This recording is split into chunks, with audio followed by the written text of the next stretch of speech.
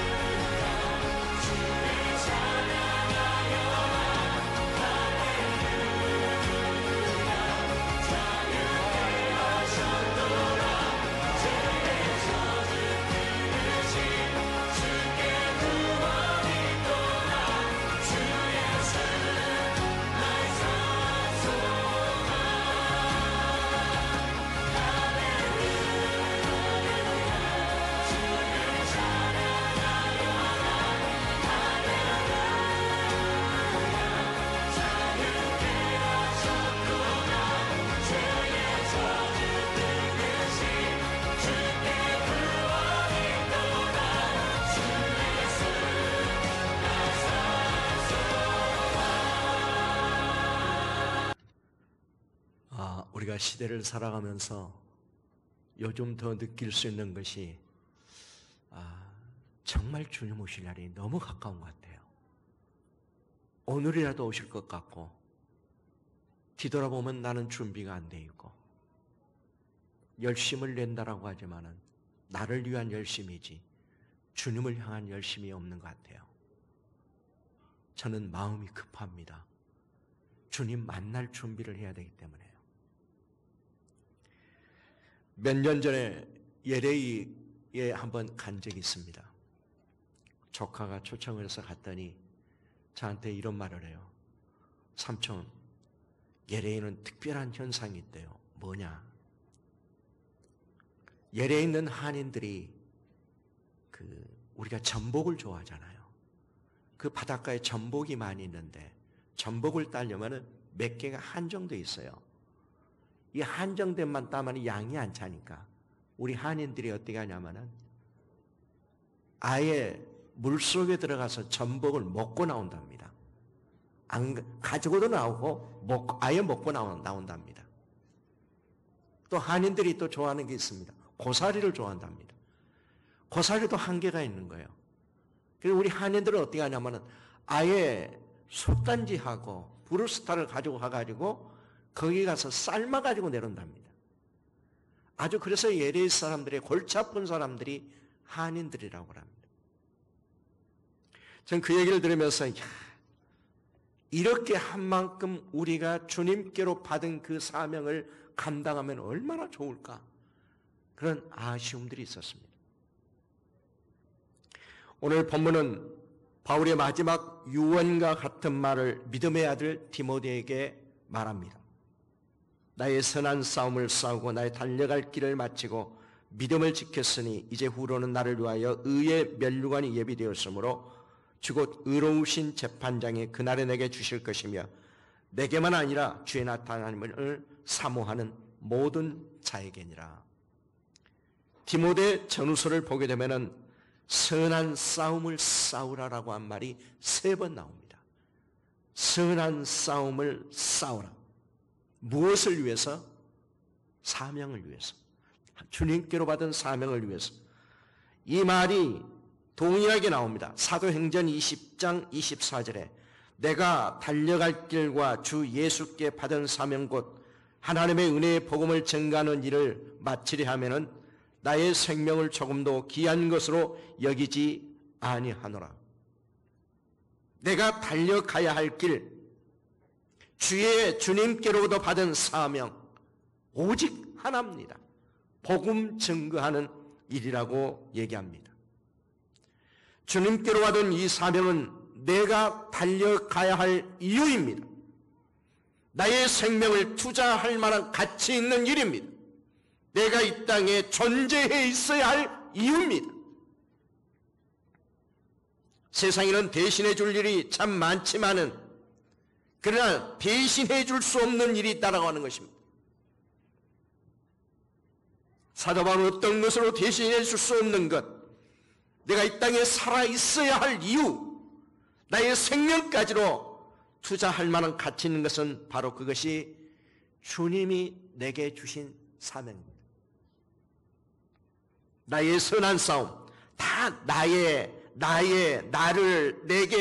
내가, 다 나와 상관된 이러한 얘기를 성경은 말씀합니다. 어느 누구도 이것만은 대신해 줄 수 있는 것이 아닙니다.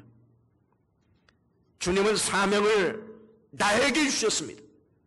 다른 사람에게 주지 않고 나에게 직접 주셨습니다. 내게 주셨습니다. 그리고 반드시 주신 사명은 내가 감당을 해야 합니다. 그리고 언젠가 하나님은 나와 반드시 주신 사명 가지고 결산할 날이 있다라고 하는 것입니다. 그리고 주님은 내게 예비하신 면류관이 있다라고 말씀합니다. 사도 바울은 AD 32년경에 주님을 다메섹 도상에서 인격적으로 만나 완전하게 회심합니다. 사도 바울은 예수님을 만나기 전에는 기독교인들을 극도로 혐오한 사람들이었고 기독교인들을 향해서 이를 갈았던 사람입니다. 그런데 예루살렘에 있었던 사도 바울에게 다메섹에도 기독교인이 있다라고 하는 얘기를 듣습니다.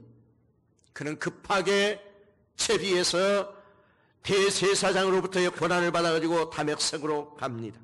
목적은 오직 하나, 예수 믿는 사람을 잡아 죽이기 위해서 갑니다. 먼 거리였습니다. 그 거리를 마다하지 아니하고 기독교인을 잡아 죽일 계획만을 세웁니다. 어떻게 해서라도 한 명이라도 더 죽이기 위해서 다메섹 도상을 가고 있었습니다. 당연히 죽여야지. 이런 각오뿐이었습니다.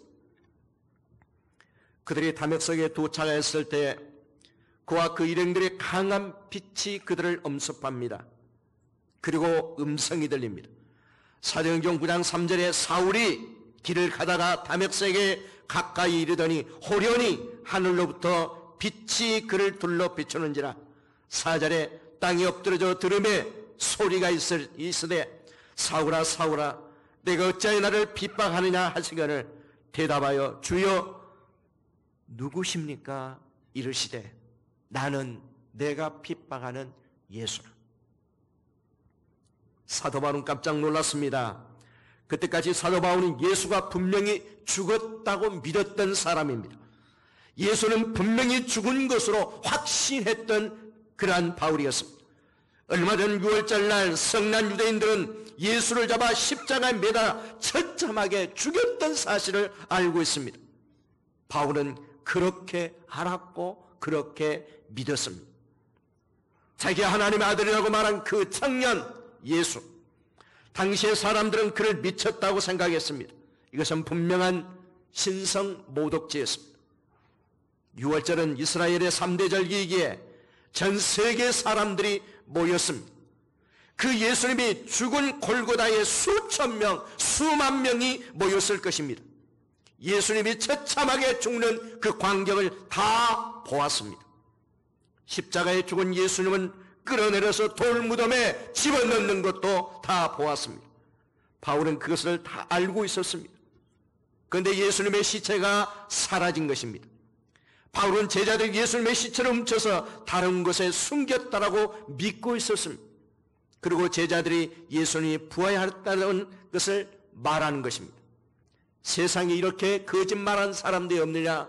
이런 사람들을 반드시 죽여야 된다라고 하는 이 확신 가지고 다메섹의 도상을 갔던 것입니다. 당시의 사람들은 예수 믿는 사람을 전염병을 옮기는 자 같은 자들, 유대인들을 소욕해 하는 자들, 바울 너는 나사렛 이단의 우두머리라고 말할 정도였습니다. 사회에 어지럽히는 사람은 기독교인들이었습니다. 죽을 사람이 어떻게 살아납니까? 누가 이거를 믿겠습니까? 이러한 바울은 지금 다메섹 도상에서 엄청난 역사를 보게 된 것입니다. 그 예수가 기절한 것이 아니었습니다. 그 예수가 정신을 잃은 것도 아니었습니다. 분명히 죽은 것을 모든 사람들이 다 보았기 때문에, 그런데 그 예수가 지금 바울 앞에 살아서 나타나서 바울을 만나고 있었습니다. 이러한 상황을 봤을 때에 얼마나 놀랐겠습니까? 얼마나 당황했겠습니까? 이보다 더 놀라운 사실은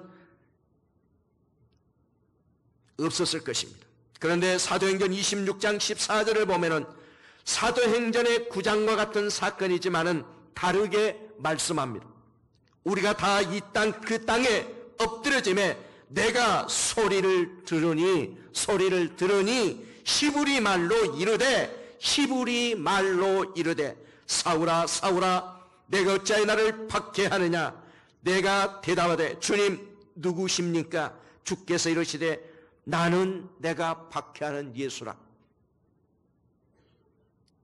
사도행전은 헬라어로 기록되어 있습니다.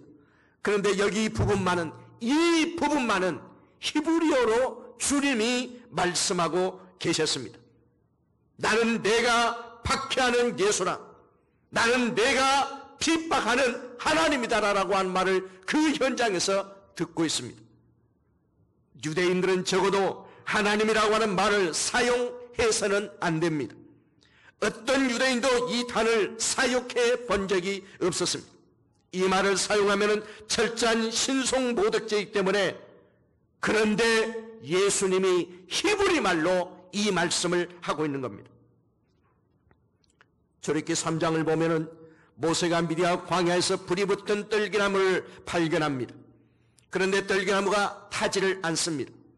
그때 하나님은 모세에게 이리로 가까이 오지 말라. 내가 선 곳은 거룩한 땅이니 내 발에서 신을 벗어. 하나님은 이스라엘 백성들을 출애굽시키기 위해서 모세를 선택하셨습니다. 선택받은 모세는 출애굽을 하기 위해서 바로에게 반드시 바로 앞에 서야 합니다. 출애굽을 해야 할 사명을 하나님께로부터 부여받은 것입니다.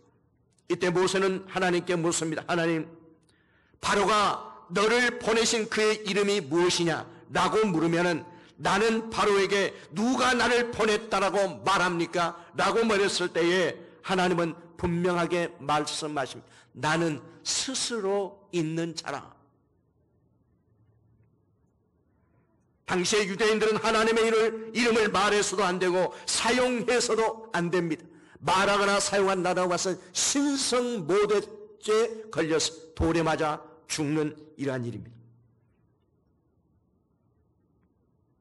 바울은 분명히 그 현장에서 알았습니다.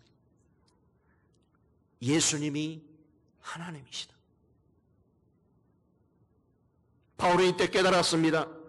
예수님은 분명히 죽었다. 수많은 사람들이 증인이다. 그런데 그 예수가 살아났다. 내 앞에 살아나서 나를 만나려고 했다. 사망의 권세를 이기시고 약속한 대로 3일 만에 살아나셨다.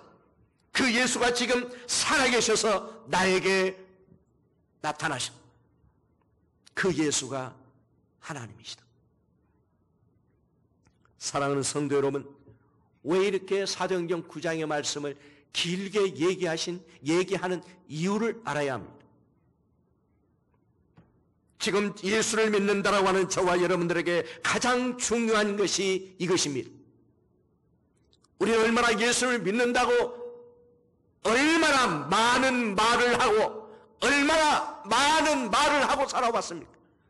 내가 믿는 그 예수님이 하나님이에요. 내가 믿고 있는 그 예수님이 살아계신 하나님이에요.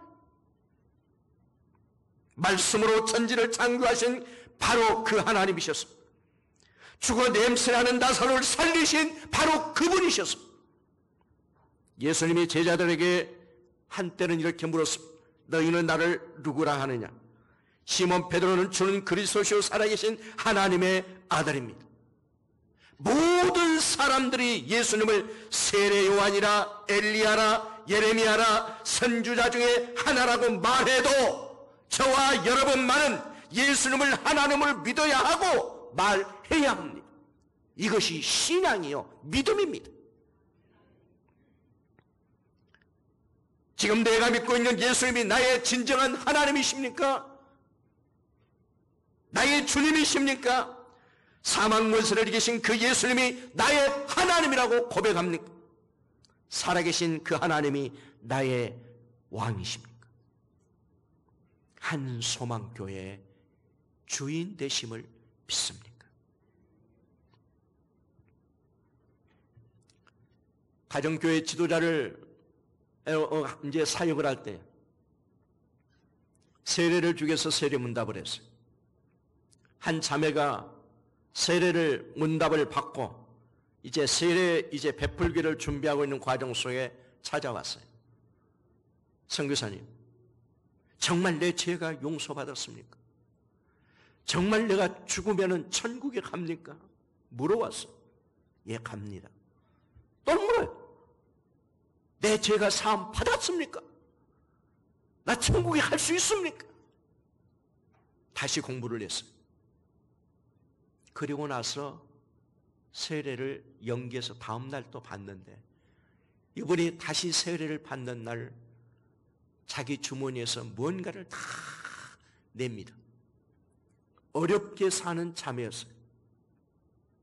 이 주머니 저 주머니에서 자기가 가지고 있는 전 재산을 다 가지고 와서 제 앞에 다 내놓습니다. 우리나라 돈 얘기하면 한 650만 원 정도.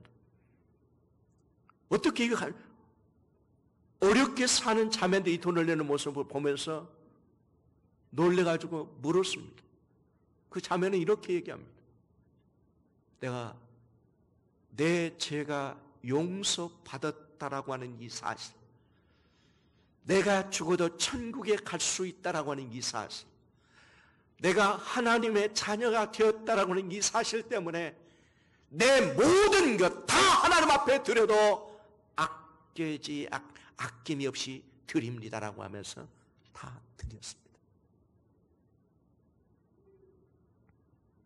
사랑하는 여러분, 우리의 신앙은 과연 어떤가요?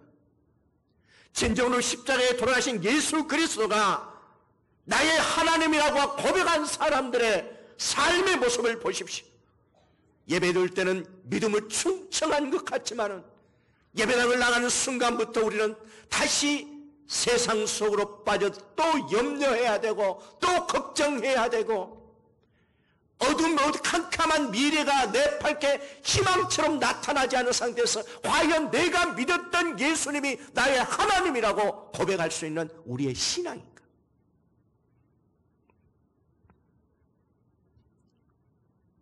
예수님의 어떤 상과 형편이 있나 할지라도 나의 하나님으로 믿어야 합니다. 예수님을 하나님으로 믿는다라고 한다면 우리는 왜 두려워하고 염려하십니까? 왜 그 예수님이 죽은 것처럼 우리는 살아가고 있는 걱정하고 절망하고 포기합니까? 우리 이렇게 살면 안 됩니다.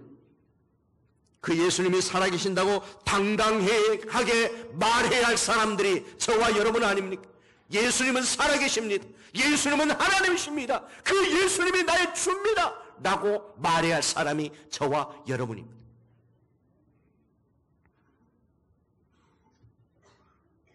바울은 디모데에게 말합니다. 디모데야, 네가 기억해야 할 일이, 우리도 반드시 이 말을 기억해야 됩니다. 사도 바울의 유언입니다. 바로 그 하나님이 나 바울을 불렀고 디모데 너를 불렀단다.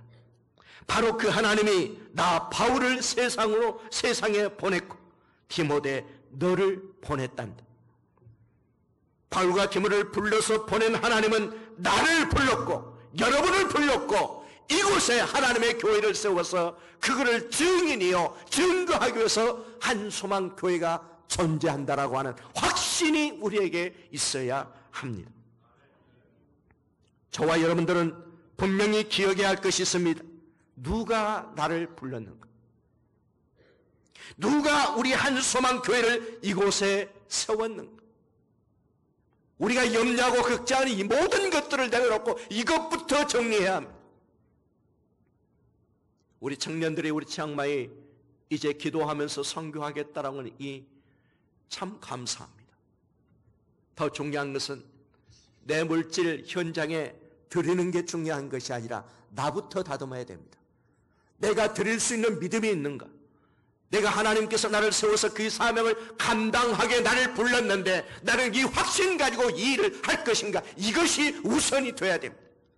믿음이 없으면 정지하십시오. 이 믿음이 없이는 어떤 열매도 나타나지 않을 것입니다. 하나님이 원하는 것은 나부터 새로워져야 합니다.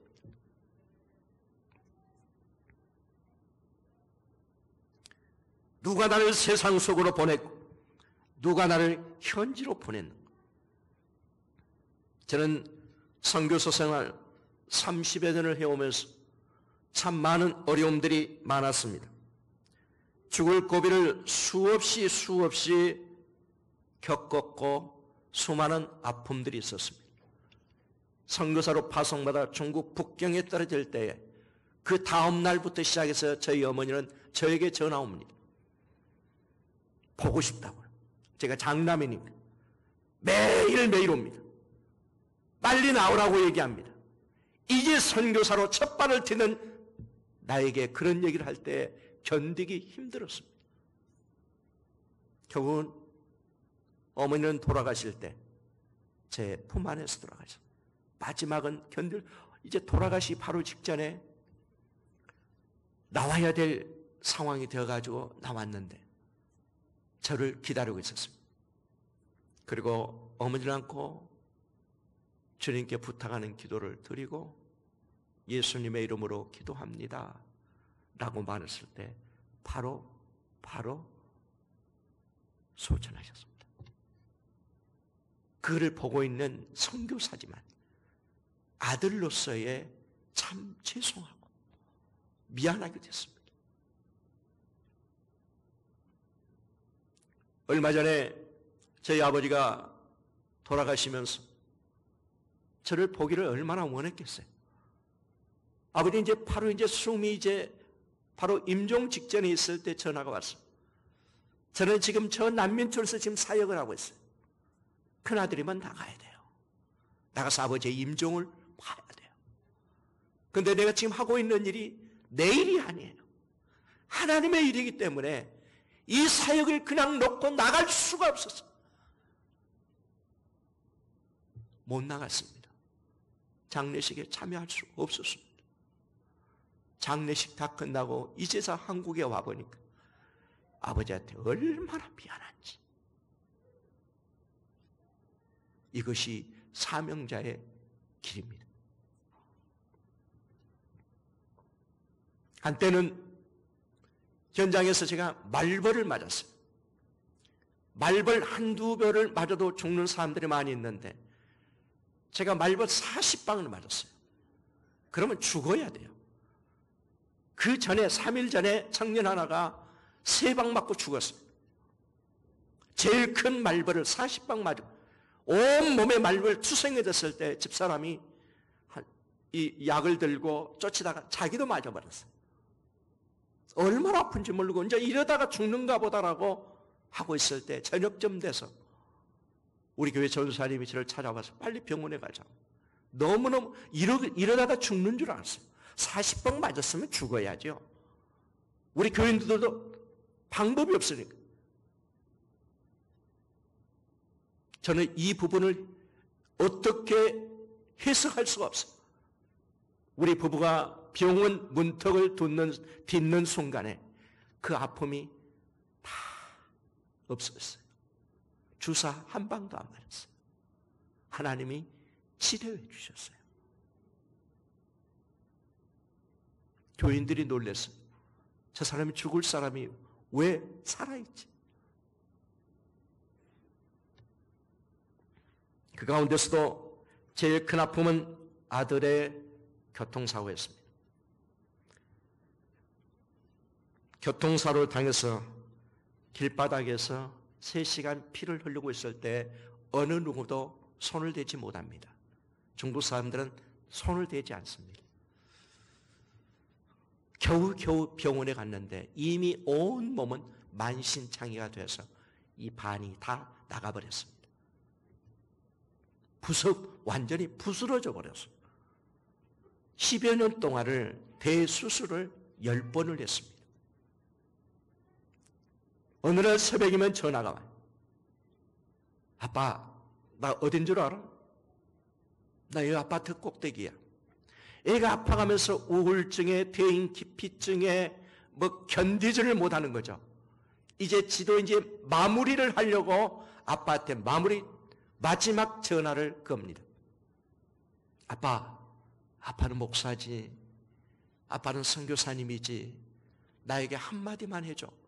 그리고 자기는 아빠가 하는 이 얘기 한마디를 듣고 뛰어내릴 준비를 다 하고 온 거예요. 비록 목사요. 비록 선교사지만은 아들에게 해줄 수 있는 말이 없었어요. 해줄 수 있는 상황도 아니었어요.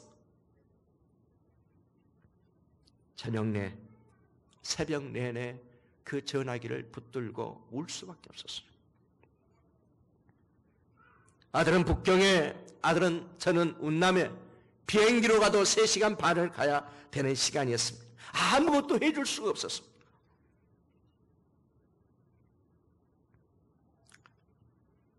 저는 하나님 앞에 기도하면서 이런 얘기해서 하나님, 이제 저희들 그만둘랍니다. 어떻게 이럴 수가 있습니까? 항변도 해보고 하나님을 향해서 소리 치기도 해보았습니다. 이제는 철수하렵니다. 오늘 내가 하는 이 기도는 하나님을 향해서 마지막 하는 기도, 하나님 이해해달라고. 그렇게 무릎 꿇어 기도할 때마다 하나님은 동일한 말씀만 하십니다. 내가 너를 보냈다. 내가 너를 보냈다. 차마 저희들은 이 말씀에 거역할 수가 없어서 지금까지 남아있습니다. 저를 부르시고 저를 그 현장에 보내신 분은 하나님이셨습니다. 지금은 그 아이가 선교사로 헌신해서 저희 지역 치앙마이에 와서 이제 같이 엄마 아빠가 하던 그 사역을 이어서 선교사가 되겠다고 헌신했습니다. 사랑하는 여러분, 하나님이 주신 이 사명은 내게 결정권이었습니다. 내가 하고 싶으면 한다고요? 아니요, 그건 사명이 아니에요. 사명은 하나님만이 결정할 수 있는 거예요. 하나님이 주시면은 우리는 따라갈 수밖에 없습니다. 말씀으로 창조하신 하나님, 죽은 자를 살리신 그 하나님, 나를 보내신 분은 분명히 살아계신 하나님, 그 부분을 바울이 맞이하고 있는 거예요. 사랑하는 성도 여러분, 무엇이 두려운가요? 무엇이 걱정인가요? 길이 보이지 않는다고요? 하나님은 없는 길도 만드시는 하나님이십니다. 바다가 우리의 길을 막는다고요? 바다를 가르셨던 하나님이십니다. 사막이 막는다고요? 사막에 강을 내시기도 하시고 길을 만드신 분이 내가 믿는 그 하나님, 내가 고백하고 있는 그 하나님이 나의 아버지요 나의 하나님이십니다. 아멘.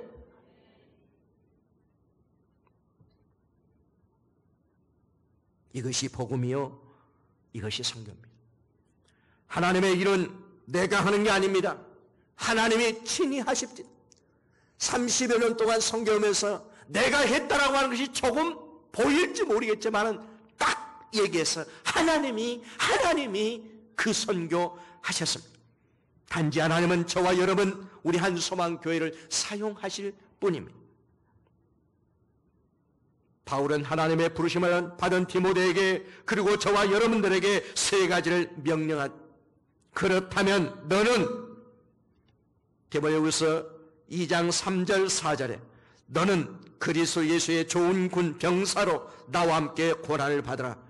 병사로 복무하는 자는 자기 생활을 얽매이는 자가 하나도 없나니 이는 병사로 모집한 자를 기쁘게 하려 함이라라고 말씀합니다.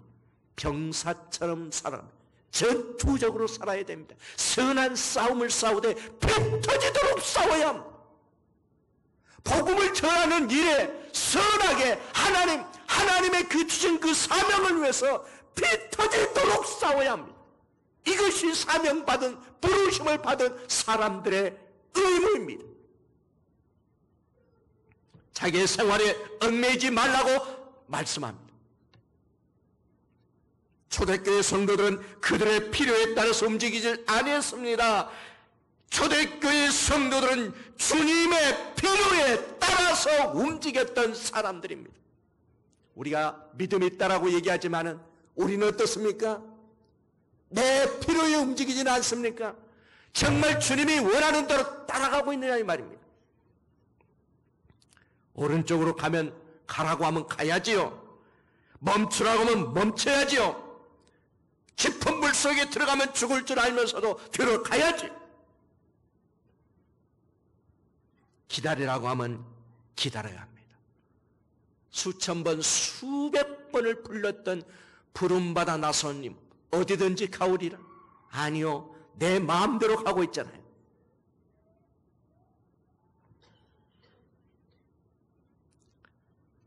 하나님은 나를 믿어주시는데 왜 우리는 하나님을 못 믿습니까? 주님이 땅에 계실 때 가장 책망 많이 들었던 사람들이 누굽니까? 믿음 없는 사람들이에요. 하나님은 나를 믿어주잖아요.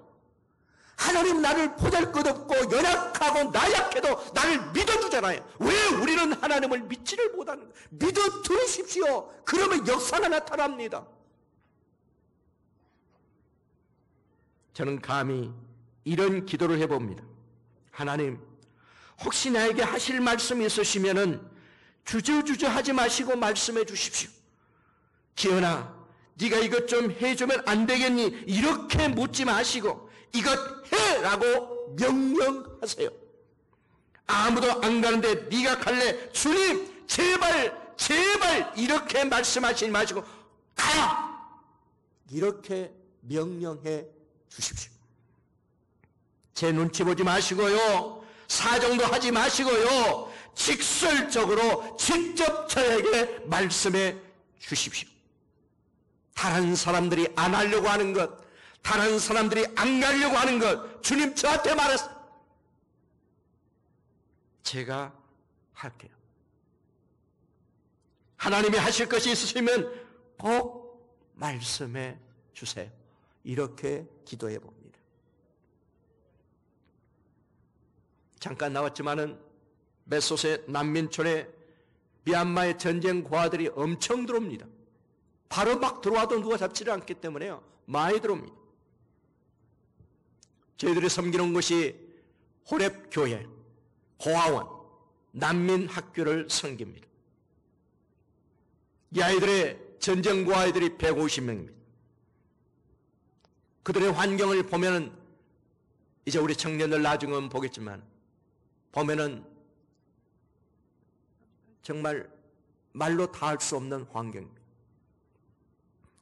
사역을 하고 어느 날 그 아이들 집을 찾아갔습니다. 도무지 애한테 뭐라고 말을 못하겠어요. 우리 중고등부 애들이 같이 갔어요. 아이들이 울기 시작합니다. 자기들 상황 완전히 다르기 때문에. 얼마나 울었어요. 하나님, 시편의 말씀처럼 이 고아 아이들의 아버지가 하나님이라고 했잖아요. 이 아이들을 이렇게 살면 안 되잖아요. 하나님, 제가 다 150명 아이들을 제가 다 입양할게요. 이네들에게 쌀한토리나 줘서 살게 해야 나중에 제가 그들에게 복음을 전해서 영원히 살 수 있는 길을 만들어내지는 않겠습니까? 150명 달라고 그랬어요.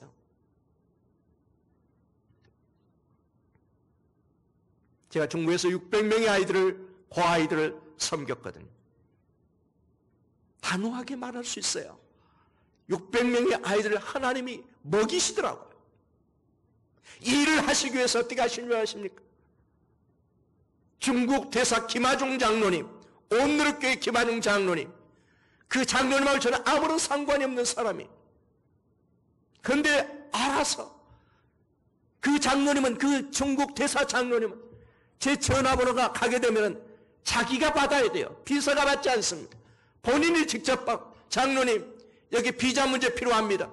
오십시오. 바로 기도실에 들어가서 장로님은 1시간 이상 기도하고 나와서 자기야 못 오실 형편이 되면 총영사를 보내서 비자 문제를 해결해 주셨습니다. 고아원을 하다고 보게 되면 짐을 많이 가져가야 돼. 그 짐들을 가려면 오버차지가 얼마나 오는지 도무지 감당하지 못해. 운남성 따리에 있는 김기현 선교사가 하는 고아원에 가는 이 짐들은 누가 해결해 준 줄 아십니까? 대한항공 회장이 해결해 줬어요. 김기현이라고 이름이 올라오게 되면 이 사람의 짐은 무조건 패스시켜줬어요. 하나님이 하나님의 일을 하셨어요. 하나님은 하나님이시잖아요.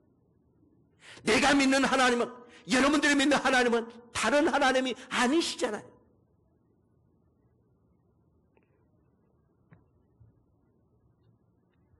사랑하는 성도 여러분, 이들에게 필요한 것은 생존입니다. 복음이 먼저가 아닙니다. 먼저 배고픔을 채워줘야 합니다. 이들이 눈을 뜨면 걱정하는 거냐? 한 끼를 걱정하고 있어요. 한 끼를 걱정하고 있어요. 이걸 누가 담당하느냐? 한때는 제가 그런 생각도 해봤어요.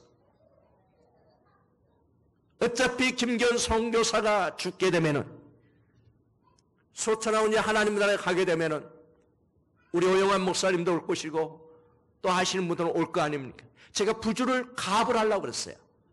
내가 죽을 때 오지 말고 살아있을 때 나한테 줄 부주를 먼저 달라라고 그렇게 하고 싶었어요. 한때는 주머니 사정이 안 좋기 때문에 집에 있는 에어컨을 팔아봤어요. 바람 나오는 것은 선풍기나 에어컨이나 똑같아요. 조금 불편할 뿐이죠. 자동 세탁기나 수동 세탁기나 빨래하는 것은 마찬가지예요. 조금 불편할 뿐이죠. 그렇게도 해봤어요. 그래도 부족해요. 그래서 한국 나와서 친구 목사를 찾아가서 야, 돈 내놔. 내가 협박을 했어요. 협박. 내가 내 고아들 키우냐? 하나님의 아들이다. 하나님의 자녀다. 돈 내놔. 이렇게도 해봤어요. 그래도 부족해요. 저는 바라기는 이 거룩한 이 사역에, 이 거룩한 일에 우리 한소망 교회가 동참하기를 원합니다. 아멘. 돈 얘기만 하면 아멘을 안 하니까. 제 일이 아니에요. 하나님의 일이에요. 저는 확실합니다. 오늘 하나님이 여러분들에게 다 말씀해 주셨으면 좋겠어요. 각자의 마음속에 다 말씀해 주셨으면 좋겠어요. 어떤 아이는 이 말을 듣더니 선교사님, 나 아이스크림 안 먹어요. 그 아이가 아이스크림 값을 이 값을 제게 헌금해 줘요. 그리고 자기는 매 아침마다 기도할 때 입양한 이 아이를 위해서 기도해요.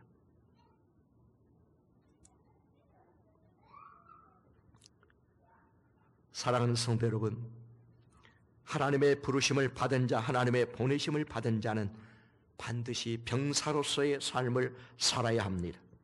두 번째로는 디모데후서 2장 5절에 경계하는 자가 법대로 경계하지 아니하면 승리자의 관을 얻지 못할 것입니다. 경계하는 것처럼 해야 돼. 경계하는 사람들은 온몸을 다해서 게으리하지 않습니다. 길이 아니면 가지 마십시오. 정도가 아니면 어떤 좋은 길인 양 보여도 보지도 말아야 됩니다. 길은 오직 예수님 뿐이십니다. 진리도 생명도 오직 하나 예수님밖에 없습니다. 일평생 하나님 앞에 서 있는 인생을 두려워해야 합니다. 호람되어 1일 24시간 1년 365일 얼마나 하나님의 면전이라고 생각하고 여러분들이 생활하고 있습니다.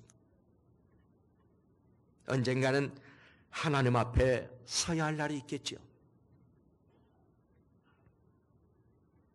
다윗을 만났을 때에 너는 내 마음에 합한 자로다. 다른 사람에게 말하지 않았어요. 하나님은 다윗에게만 말했어요. 다윗에게만 너는 정말 내 마음에 든다라고 하는 말을 했습니다. 장마에서 친구 하나가 62살로 세상을 떠났습니다. 경향신문 기자였습니다. 골프를 가르치는 프로 골프를 가르치는 선생이었습니다. 어느 날 갑자기 대동맥 파열이라고 하는 것으로 3시간 만에 세상을 떠났습니다. 순간적인. 그리고 이제 떠나고 난 다음에 그 사모님이 저를 찾아와서 선교사님, 저희들은 매년마다 하는 일이 있습니다. 뭔데요?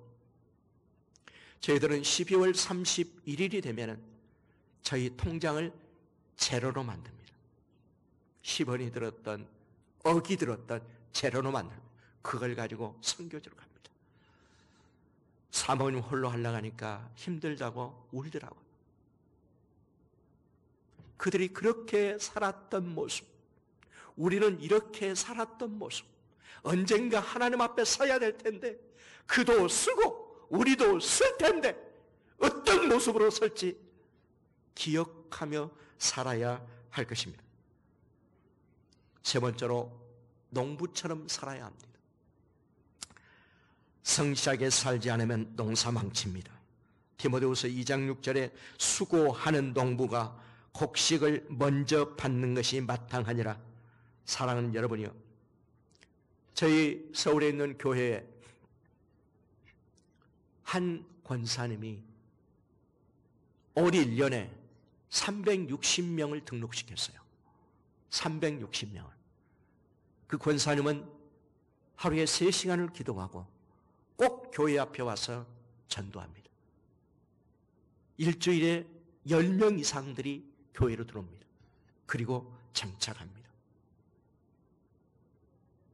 그 권사님의 마음속에는 오로지 영혼 구원, 안 하면 견딜 수 없는 이러한 마음. 우리의 관심은 지금 어디에 있습니까? 하나님 앞에 서야 되잖아요. 순서가 없어요. 제가 중국에 있을 때 장로님들, 권사님들 돌아가시 직전에 저한테 전화 온 사람들 많아서 암에 걸려서 이제 임종을 앞두고 있을 때 자녀들 다 불러놓고 내가 저기다 돈을 넣어놨는데 갖고 와라. 그리고 김기현 선교사한테 보내라. 하나님 앞에 속이는 써야 되는데 너무 죄송하고 미안해서 뭔가를 해야 되는데 할 것이라고 하는 것은 교회를 세우는 일이었어요. 중국에 20개 교회를 세웠어요. 그들의 이름으로 세웠어. 급하니까. 노후 준비 중요합니다. 여러분들이 남은 생애를 퇴직을 하고 어떻게 살 건지 노후 준비 중요합니다. 그러나 그보다 더 중요한 것은 사후 준비입니다. 사후 준비. 노후 준비는 길면 10년, 20년. 사후 준비는 영원한 이걸 어떻게 준비를 할 것입니까? 주님 앞에 뭐 들고 가려고 합니까?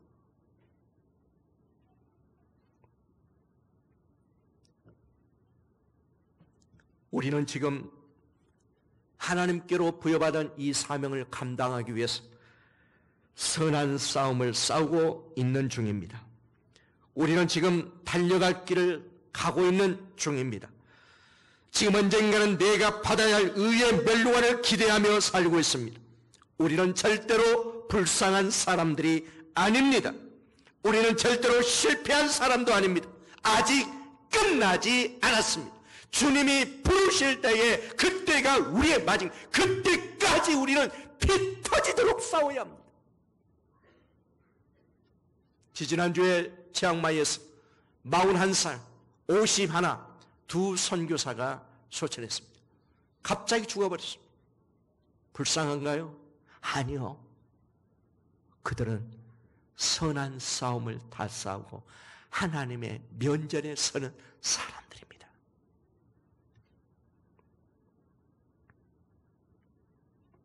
아직 우리에게는 하나님의 나팔을 불지 않았습니다. 하나님의 나팔 불 때는 끝납니다. 늦습니다. 할 수도 없습니다. 그때를 생각하십시오. 여러분 매 순간순간 살아가면서 하나님의 나팔 소리를 그때를 기다리면서 몸부림쳐야 합니다. 어리다고요? 어렵다고요? 이유가 되지 않습니다.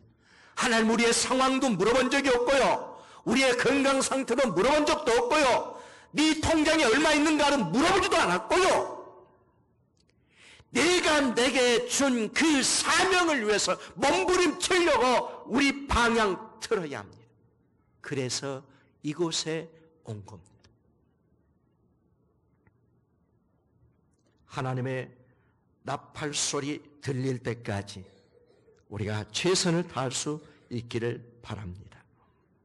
이 세상에 가장 불행한 사람은 주님이 나팔 불고 오실 때에 자신의 이름을 부르지 않는 사람.